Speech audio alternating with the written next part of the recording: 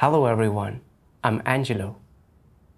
When talk turns to our aspirations in life, I'm sure that everyone will have their own response in their heart. Some people want to author great works and write their autobiographies. Some want to become doctors to save the dying and cure the wounded. And still, others dream of becoming singers, moving people's hearts with their music. The main character of today's essay also had her own aspirations. From a young age, she was passionate about literature. And when she grew up, she dreamed of being a literary genius, brimming over with talent. After she started to believe in God, she started to do text-based duties just as she wanted. However, she was doing work that she regarded as insignificant. The gap between her aspirations and reality made her feel anguished and concerned, and she could not calm her heart and dedicate herself to her duty. Later, how did she let go of her aspirations and become reconciled to her duty? Let's listen to her story together. February 21, 2024, sunny. Today, the supervisor of the text-based work suddenly sent me a message. These days, why don't you find some time to write a script? Then we can see if you can train to do script writing duties. When I saw this message, I felt unbounded excitement. Writing is my hobby. If I could do script writing duties in the church, I would achieve my dream to be an author. Moreover, script writers are all people with depth and ideas who can win the esteem of their brothers and sisters. Now that I have the opportunity to do script writing duties, I must cherish it and grab hold of it. February 24, 2024. Cloudy. It's foggy and hazy outside. I was resting a cheek in one hand and constantly moving the mouse around with the other, while I stared intently at the computer. However, my thoughts were thousands of miles away. I gave my test script to the supervisor a day ago, and I didn't know when the reply would come. Suddenly, a notification sounded. It was a voice message sent by the supervisor. I've read your test script. There are still quite a few deficiencies. For now, maybe you could train to screen articles first. This was not the result I wanted. In my notions, I believe that the task of screening articles doesn't have any technical content. And by doing this task rather than script writing, I'm less able to showcase my talents and be valued by others. However, no matter what, it is still a text-related duty. Conflicted and torn, I accepted it. March 6, 2024, sunny. Faced with many accumulated articles, although I've been reading them, I've been constantly turning over what the supervisor said in my mind. Does she have any plan to get me to write scripts at all? Did she think that because I haven't done text-based duties for a long time, she asked me to screen articles first, so I could use this chance to equip myself with the truth? I then remembered the good times back when I was writing scripts. Although doing that duty was tiring, every day was very fulfilling. With the leader's guidance, I made quick progress in my professional skills and often communicated about and discussed problems with the leader and directors. Everyone really esteemed me. But now, I can only do the dry and unsung work of screening articles. When brothers and sisters I know ask me what duty I'm doing, I don't even know how to talk about it with them. I feel that although I am doing text-based duties, I'm only doing a bit of tinkering around the edges. It doesn't feel like what I'm doing is worthy of the name at all. I don't know when I will have the chance to write scripts. The more I thought, the more negative I got. And I couldn't carry on reading the articles I had in hand anymore. I then searched for God's words to read. Almighty God says, "For all who perform a duty, no matter how profound or shallow their understanding of the truth is, the simplest way to practice entering into the truth reality is to think of the interests of God's house in everything, and to let go of one's selfish desires, personal intents, motives, pride, and status. Put the interests of God's house first. This is the least one should do. If a person who performs a duty cannot even do this much, then how can they be said to be performing their duty? That is not performing one's duty. You should first think of the interests of God's house, be considerate of God's intentions, and consider the work of the church.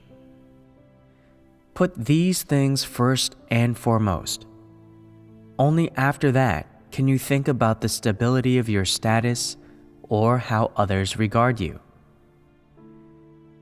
Do you not feel that this becomes a little easier when you divide it into 2 steps and make some compromises? If you practice like this for a while, you will come to feel that satisfying God is not such a difficult thing. Furthermore, you should be able to fulfill your responsibilities, perform your obligations and duty, and set aside your selfish desires, intents, and motives. You should show consideration for God's intentions, and put the interests of God's house, the work of the church, and the duty that you are supposed to perform first.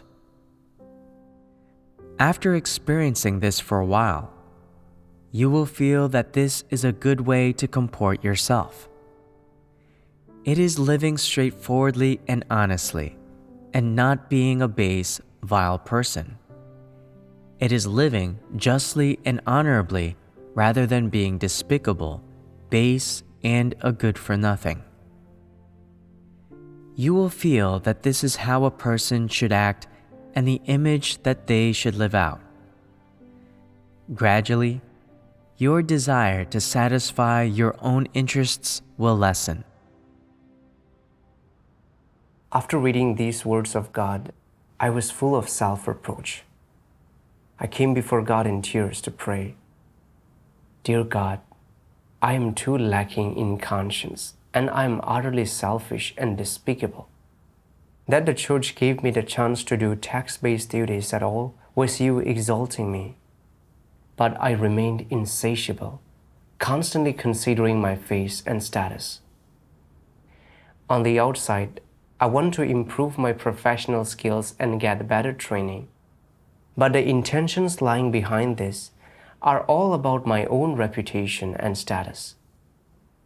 All I consider is whether my own duty is important or not, whether it gives me a chance to take the limelight or not, and whether I can use it to win the esteem of others.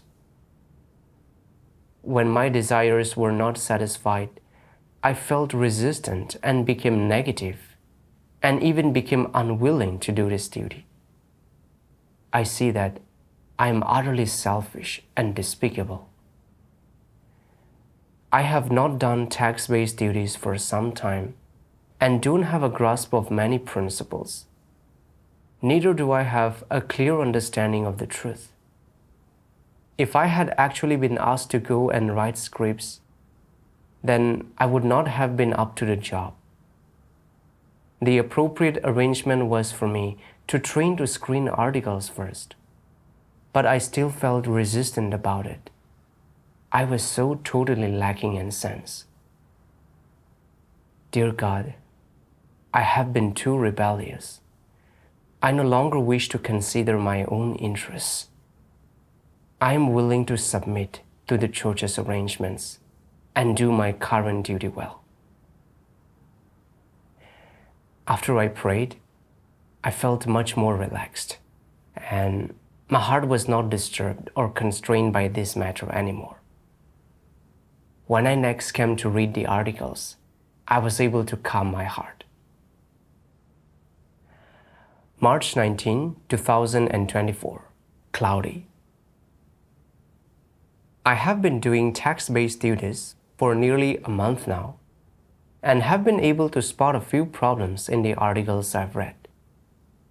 Some of the articles I've screened and selected have been made into videos. I'm very happy and have faith that I can do this duty well. I remember that a couple of days ago, the supervisor said, "Now, the church is short of script writers. If you are interested, you can practice writing scripts." These words left a great impression on me. It looks like there is still hope for me to write scripts. Although my caliber is average, as long as I equip myself with plenty of the truth, I will gradually improve. Because of this, I've been really looking forward to every team study session. In this way, I can learn more principles and improve my professional skills. After a long time, it's possible I may even be promoted to write scripts. Today was a team study day. Like usual, I got up early, but before the team study session started, the supervisor said to me, "You can attend if you want according to your own schedule, but it's fine if you don't." Suddenly, I felt a bit awkward. Why had she not required me to study? Had she not mentioned to us about training in writing scripts? It looked like the supervisor didn't plan to cultivate me after all. After a time, two other sisters who wrote scripts had something come up. The supervisor said, "We don't have everyone here today. Let's just study it tomorrow." I forced myself to remain calm as I responded, "Okay." After getting offline, I was in a daze for an age. I felt like my dream of having a chance to write scripts had been utterly shattered.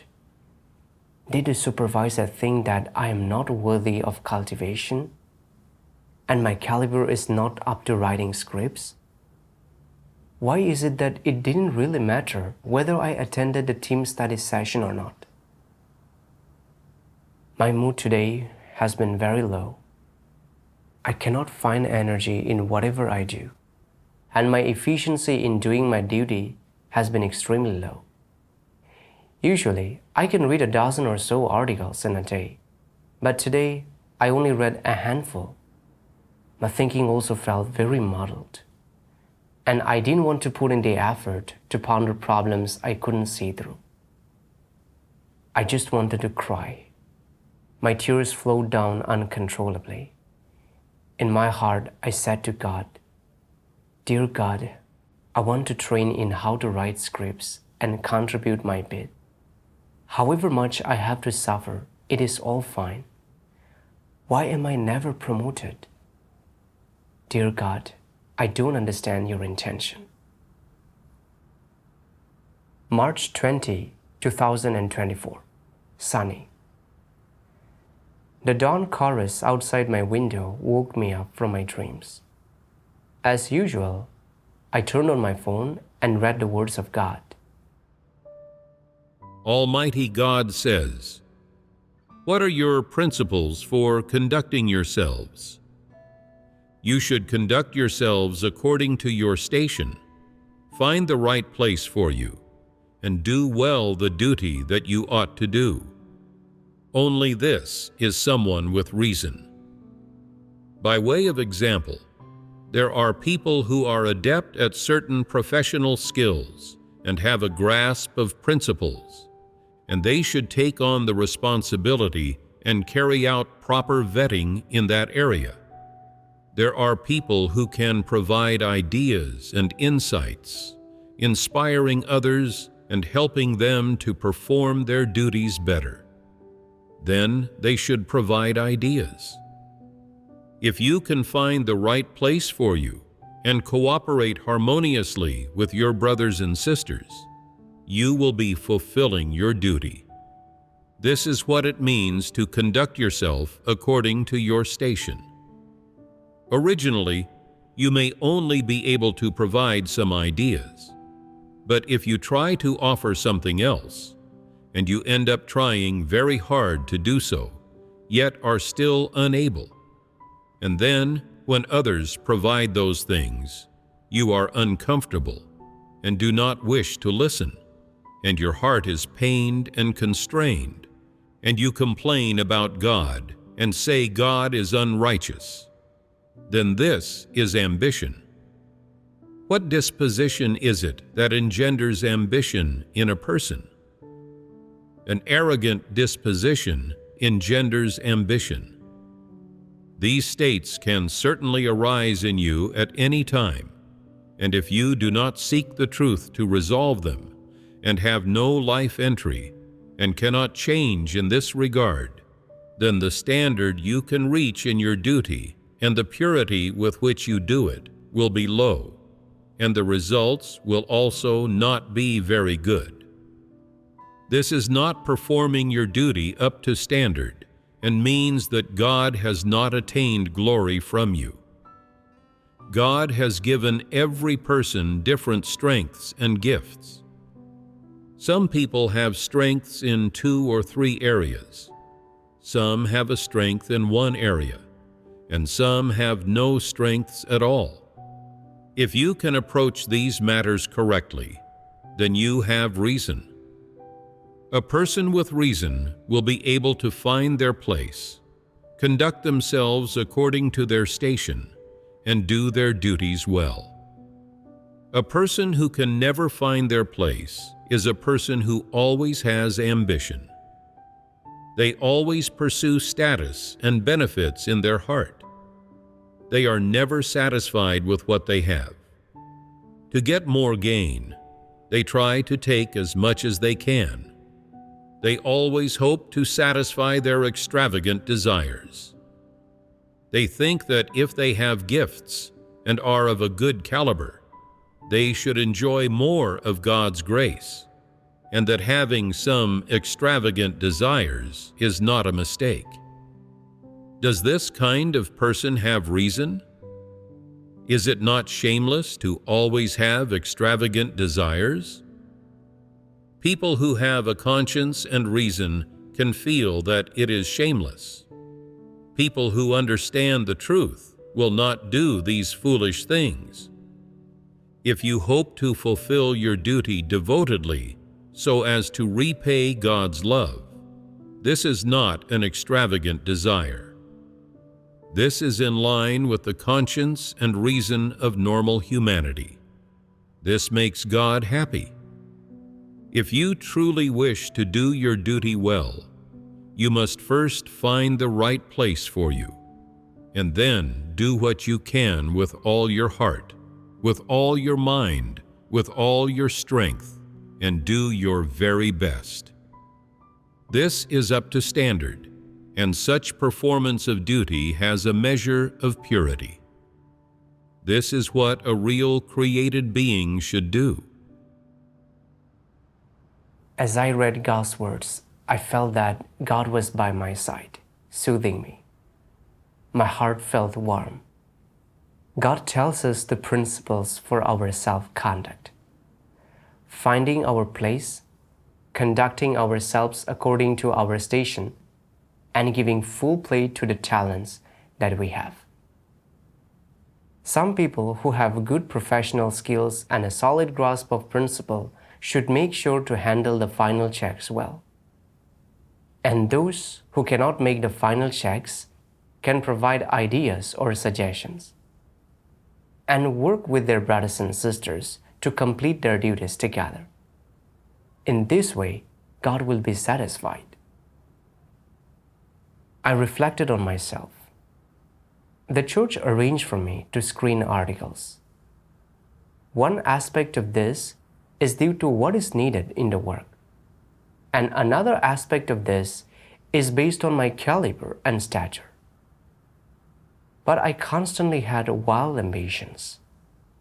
Even though my caliber is blatantly not good enough to write scripts, I still complained about God for not giving me that opportunity.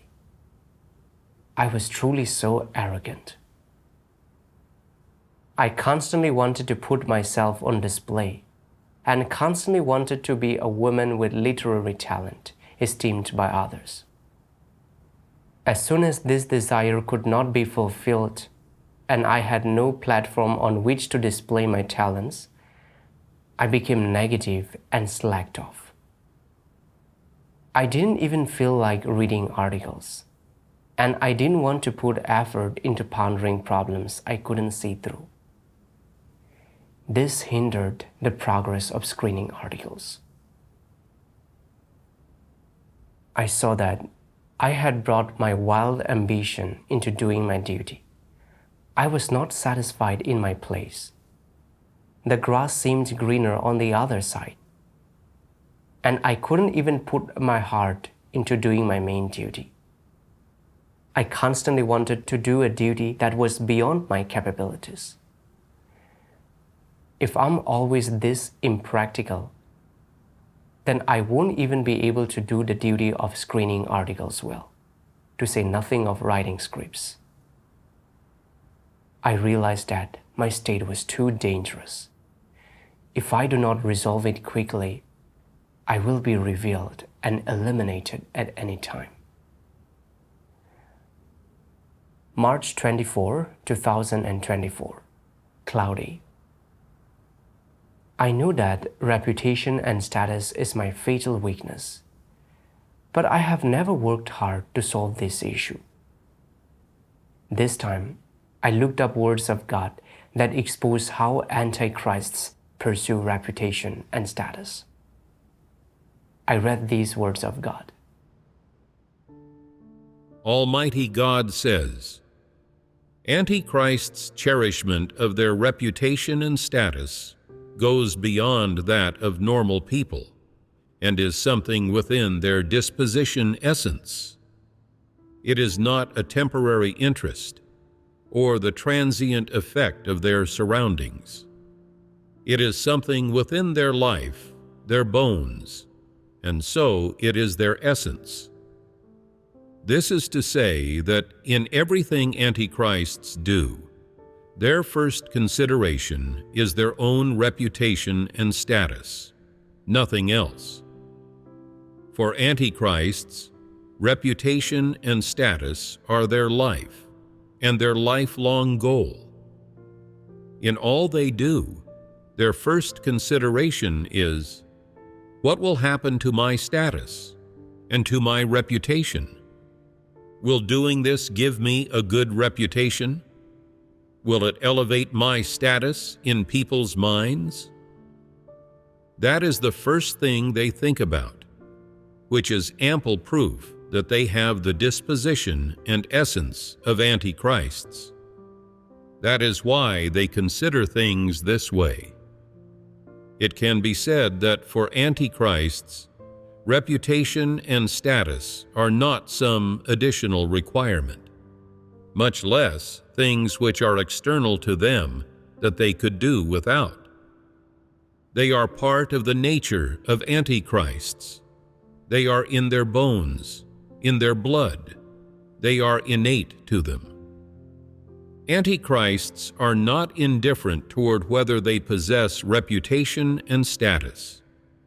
This is not their attitude. Then what is their attitude? Reputation and status are intimately connected to their daily lives, to their daily state, to what they pursue on a daily basis. And so for Antichrists, status and reputation are their life. No matter how they live, no matter what environment they live in, no matter what work they do, no matter what they pursue, what their goals are, what their life's direction is, it all revolves around having a good reputation and a high status. And this aim does not change. They can never put aside such things. This is the true face of Antichrists and their essence.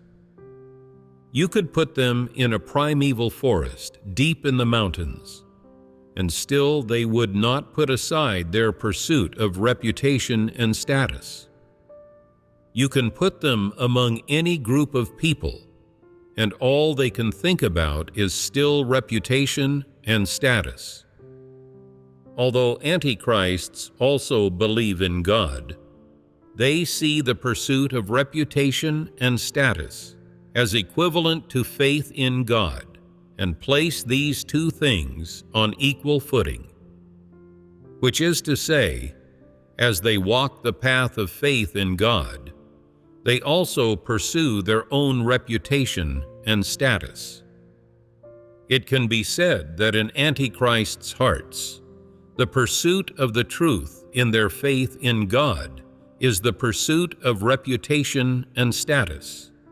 And the pursuit of reputation and status is also the pursuit of the truth. To gain reputation and status is to gain the truth and life. If they feel that they have no fame, gain, or status, that no one looks up to them, esteems them, or follows them, then they are very disappointed. They believe there is no point in believing in God, no value to it, and they say to themselves, "Is such faith in God a failure? Aren't I without hope?" They often calculate such things in their hearts. They calculate how they can carve a place out for themselves in the house of God, how they can have a lofty reputation in the church, how they can get people to listen when they talk, and to support them when they act, how they can get people to follow them no matter where they are, and how they can have an influential voice in the church, and fame, gain, and status. They really focus on such things in their hearts. These are what such people pursue. Why are they always thinking about such things? After reading the words of God, after hearing sermons, do they really not understand all this? Are they really not able to discern all this? Are the words of God and the truth really not able to change their notions, ideas, and opinions? That is not the case at all. The problem lies in them.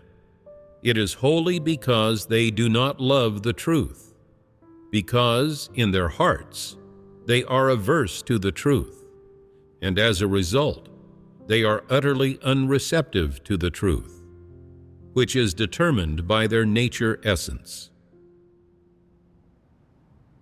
God said that to Antichrists, cherishing reputation and status is what is in their bones and in their blood.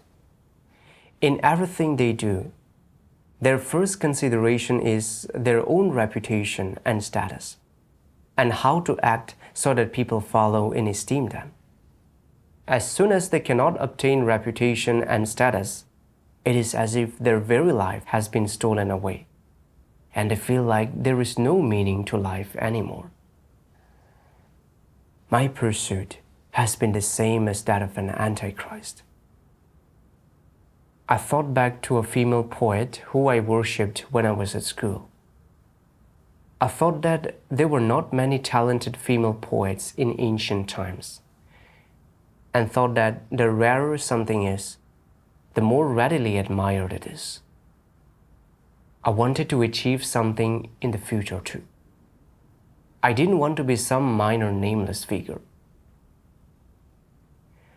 I treated the laws of survival infused into me by Satan like live as a hero among men and die as a valiant spirit among ghosts. And man struggles upward, water flows downward, as wise axioms. When I was at school, I studied hard so I could get on the class committee. After school, when other classmates had gone home, I stayed in the classroom to supervise some of my classmates as they completed their homework. In the end, I was valued by the teacher. Actually, my grades were not the best in the class, but in order to make myself stand out from my classmates, I constantly showed off in front of the teacher, instead of getting on with my studies diligently and learning the various subjects. In the end, although I got onto the class committee, it was just an empty title. However, I still never got tired of the enjoyment of the halo that status brought me. After I started to believe in God, although I realized that pursuing status and reputation was wrong,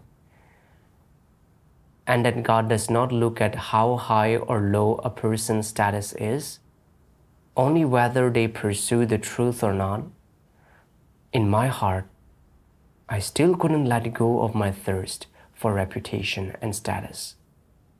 And I cared a lot about whether my duty was valued and esteemed by others. If it was an inconspicuous duty, I would be in great anguish and wouldn't be able to get interested in anything I did. It's just like the way in which God had already exalted me to do these text-based duties, but I felt that screening articles wasn't as valuable as writing scripts.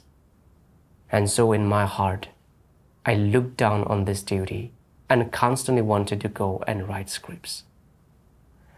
From a casual remark made by the supervisor, I sensed that the supervisor didn't seem to have any intention of cultivating me, and I fell into extreme anguish. I didn't have any energy to do anything. My efficiency in screening articles also declined, affecting the progress of article submission. I saw that I had been bound too tightly by Satan's thoughts and views. Actually, we need to understand some truths and grasp some principles to screen articles. If not, we wouldn't be able to weigh up which articles are valuable and edifying. If I could have calmed my heart and earnestly pondered the truths that each article touches on, then after a time, I would have gained a lot. However, I didn't realize how much of a favor had been shown to me. I didn't seek the truth principles that I should enter into in this duty in order to strive to make progress. Instead, I misunderstood God and complained that God hadn't given me an opportunity to train. I was too impervious to reason. Without focusing on pursuing the truth, then even if I had actually been allowed to write scripts and my pride had been satisfied, I wouldn't have been able to write good ones because I didn't have any truth reality. Through reflection, I realized that actually I only wanted to write scripts in order to achieve my personal aspirations and goals. I had treated doing my duty as a springboard to achieving my aspirations. I read the words of God. Almighty God says, "In the world it is considered proper to pursue the realization of one's own aspirations. Regardless of what aspirations you pursue, it's fine as long as they're legal and don't cross any moral boundaries. Nobody questions anything, and you don't get caught up in matters of right or wrong. You pursue whatever you may personally prefer, and if you get it, if you reach your goal, then you are successful. But if you miss, if you fail, that is your own affair. However, when you enter God's house, a special place, regardless of what aspirations and desires you carry with you, you should let go of them. Why is that? The pursuit of aspirations and desires, regardless of what you pursue specifically, let's just talk about the pursuit itself. Its course of action and the path it takes all revolve around egoism, self-interest, status, and reputation. These things are all what it revolves around. In other words, when people pursue the realization of their aspirations, the only beneficiary is themselves. Is it just for a person to pursue the realization of their aspirations for the sake of status, reputation, vanity, and physical interests? For the sake of personal and private aspirations, thoughts, and desires, the methods and approaches they adopt are all self-centered and focused on personal gain. If we measure them against the truth, they are neither just nor legitimate. People should let go of them. Isn't that certain? The church, God's house, is a place where God's will is carried out, His word propagated, He is borne witness to, and His chosen people receive cleansing and salvation. It is such a place. In a place like this, is there any task or project, no matter what it may be, that aligns with the fulfillment of personal aspirations and desires? There is no work or project serving the purpose of fulfilling personal aspirations and desires, nor does any aspect of these exist for the realization of personal aspirations and desires. Therefore, should personal aspirations and desires exist in God's house? They should not, because personal aspirations and desires are in conflict with any work that God wishes to do in the church. Personal aspirations and desires contradict any work that is done in the church. They contradict the truth, deviate from God's will, from the propagation of His words, from bearing witness to Him, and from the work of cleansing and salvation for God's chosen people. Regardless of one's aspirations, as long as they are personal aspirations and desires, they will hinder people from following God's will and affect or hinder the propagation of His words and bearing witness to Him. Of course, as long as they are personal aspirations and desires, they cannot allow people to receive cleansing and salvation. It is not just a matter of contradiction between the two sides. They run fundamentally counter to each other. While pursuing your own aspirations and desires, you obstruct the carrying out of God's will, the work of propagating His words and bearing witness to Him, as well as people's and, of course, your own salvation. In short, no matter what people's aspirations are, they are not to follow God's will and cannot achieve the actual result of absolute submission to God.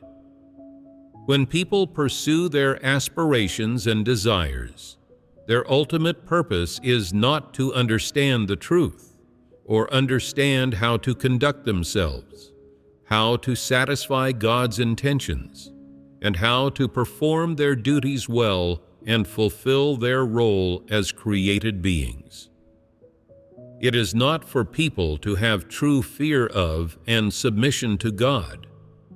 On the contrary, the more one's aspirations and desires are realized, the farther one drifts from God and the closer one gets to Satan.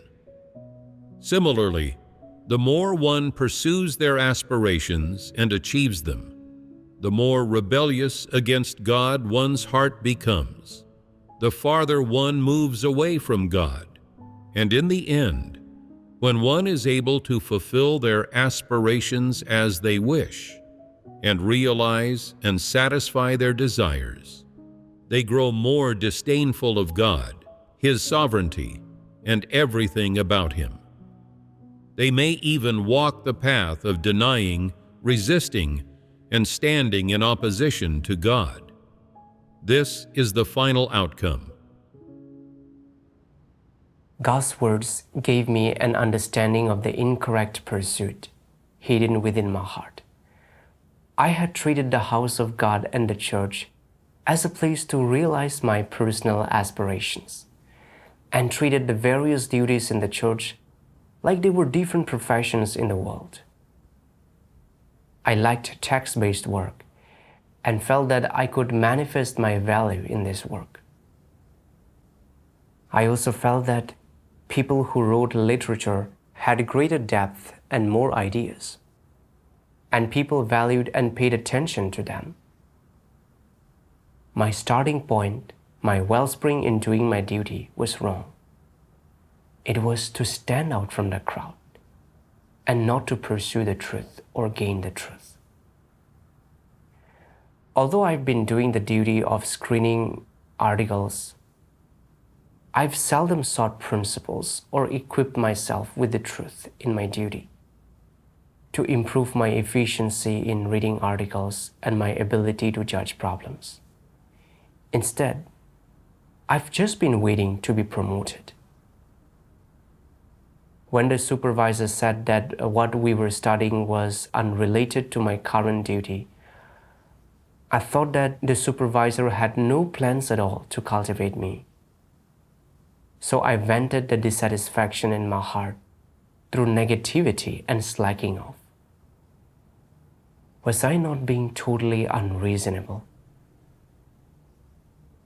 I realized that it is selfish to pursue our own aspirations. It cannot have any effect in pushing our duty forward, and will even hinder the work of the church. Actually, my caliber is average, and my language skills are rather lacking. Most importantly, I don't fully understand many truths, and simply am not up to the job of writing scripts. It was appropriate to arrange for me to screen articles. The church allowed me to train in text-based duties. However, I was not content in my station and even misunderstood God. I truly was absolutely lacking in reason. Just as God says,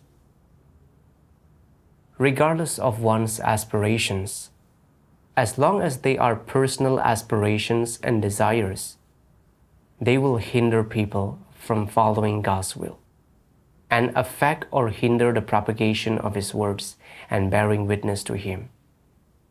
Of course, as long as they are personal aspirations and desires, they cannot allow people to receive cleansing and salvation.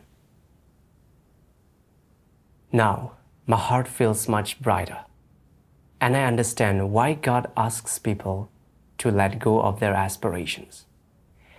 Actually, the church is a place where God's will is carried out. It is a place where people can pursue the truth, be cleansed, and attain salvation. However, the path I walked on was running counter to God's intention. During this period, I pondered on how to achieve my aspirations every day and became very sensitive. Even a casual word that someone else said would affect my state as I did my duty. And my heart and mind were restless all day long. Although I never dared to voice any complaints about God, I tussled with God in my heart, and my relationship with God was extremely distant. This was actually a type of silent opposition. I was resisting God and rebelling against God. I constantly pursued the realization of my own aspirations. This is the outlook of a non-believer.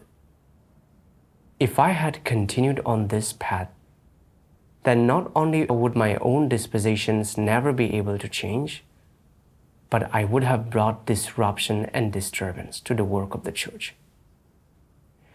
So what I was doing was not preparing good deeds. It was accumulating evil deeds. When I realized this, I was willing from the depths of my heart to let go of my extravagant desires and strive to do my current duty well and satisfy God. April 2, 2024, sunny. Today, I found a path to letting go of reputation and status in a passage of God's words. I read the words of God. Almighty God says, "So, what are the duties and responsibilities of a created being?" God's Word clearly lays out the duties, obligations, and responsibilities of created beings, doesn't it? You've taken up the duty of a created being. From this day onward, then, you are a genuine member of God's house. That is to say, you acknowledge yourself as one of the created beings of God. From this day on, you should reformulate your life plans. You should no longer pursue the aspirations, desires, and goals you previously set for your life. Instead, you should change your identity and perspective and plan the life goals and direction that a created being should have. First and foremost, your goals and direction should not be to become a leader, or to lead or excel in any industry, or to become a renowned figure who engages in a certain job or masters a particular professional skill. Instead, you should accept your duty from God. That is, know what work you should be doing and what duty you need to do now, at this moment.